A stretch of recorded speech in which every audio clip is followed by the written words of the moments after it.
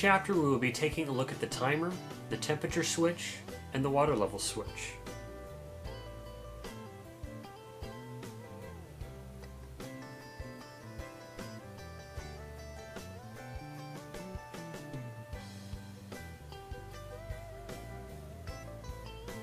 First we'll look at the timer. This is a new style timer with the knob held on by a clip, allowing the knob to spin freely in both directions without unthreading. To remove this timer, push the knob in and look to the back of the timer exactly opposite of the knob's location. We're looking for a small plastic pin. With my pick, I'm going to pull this pin out about 1/4 of an inch. You can also use a small screwdriver. Once this pin is pulled out of the knob shaft, the knob can be pulled off.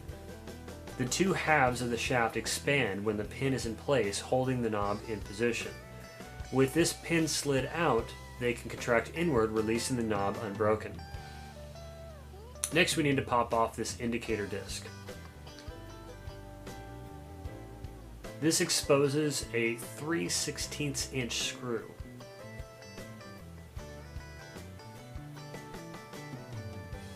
Remove the screw with your nut driver. And now from the back of the timer, look for a tab. The tab needs to be lifted, allowing the timer to slide out of the console frame.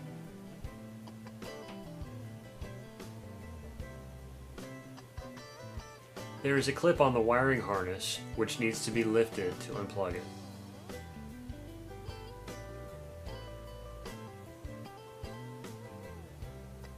Now, the timer is not a repairable part, so don't take it apart trying to fix it. A mistake could lead to arcing or an electrical fire. But so that you can understand how it works, let's rip it apart and take a look. The timer is made up of contact bars and a cam, kind of like a player piano. The internal motor rotates the cam, causing the contact bars to raise and lower, opening and closing contacts that will send power to each part of the washer at the correct time. The gear system determines the speed that the cam will turn.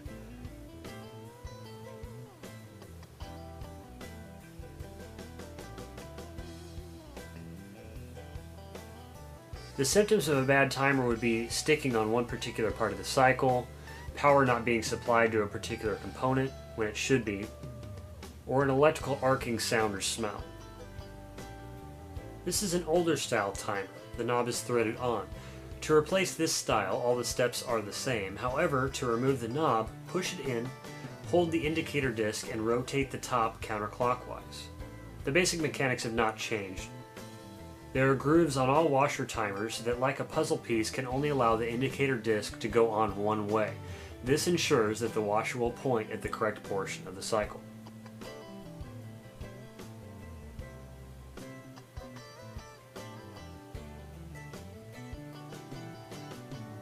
Next, we will look at the temperature switch. The temperature switch is the control center for the water valve. 120 volts is supplied to it by the timer through the water level switch and routes power to the appropriate valve solenoid, allowing it to open. In order for power to pass through the water valve, the water level switch must sense that the tub needs water. If the water pressure switch senses that the tub is empty, it will allow power to circulate through to the temperature selection switch, labeled as TSC in the wiring diagram, and flow through to either the hot or the cold water coil, depending on what the washer requires.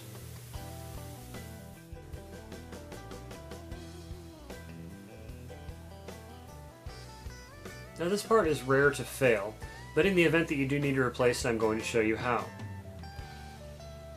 First, pull the knob off of the shaft. Next, there's a mounting tab on the right that needs to be lifted. It's helpful to use a flathead screwdriver, or in my case, a dental hook, and rotate the switch 1/4 turn after you've lifted that tab to free it from the mounting plate.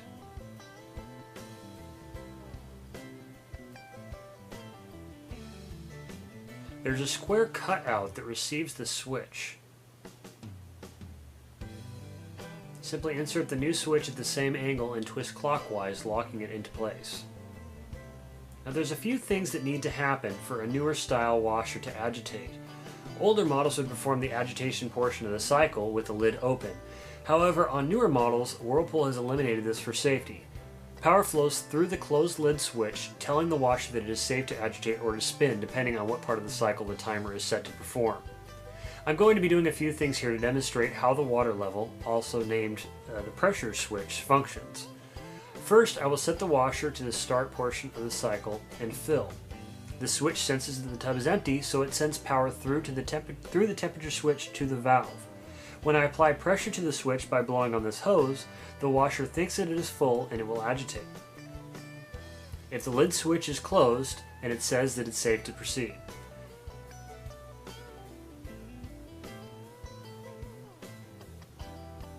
This model has 3 settings: small, medium, and super. Your model may have more or less sensitivity settings, but the function is the same.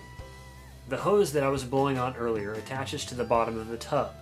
As the water level rises in the tub, the pressure in this hose will increase until the diaphragm within the switch opens the switch, stopping the flow of power to the water valve. The pressure flexes the internal diaphragm and opens and closes the circuit. Now, if this switch were to fail, or the hose were to be pinched, punctured, or eaten by a rodent, the switch cannot sense the water level in the tub and thus will continue to fill and overflow.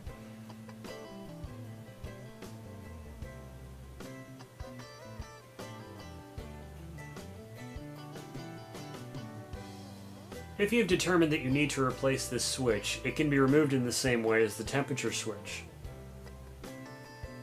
The mounting tab on this one is a little harder to reach, so you're going to definitely be needing to use a tool of some kind. Rotate it counterclockwise 1/4 turn and remove. The pin inserts into a small hole to the right of the square mount and mirrors the switch. Now if we remove this hose, we can trick the machine into thinking that the tub is full of water by blowing on this port.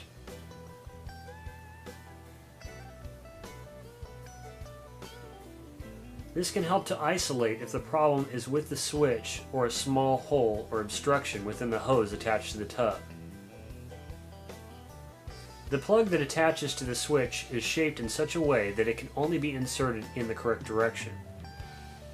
When reattaching the hose, you want to give it a small tug to tighten, similar to a Chinese finger cuff.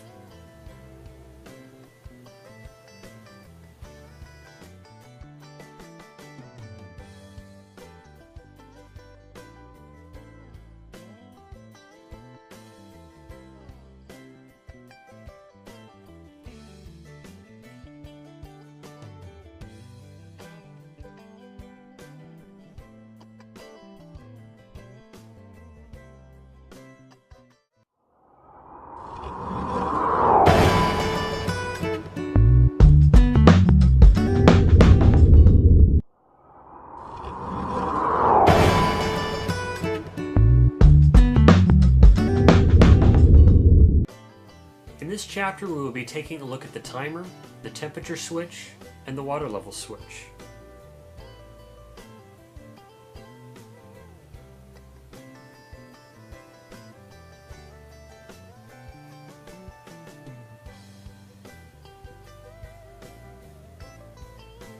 First, we'll look at the timer.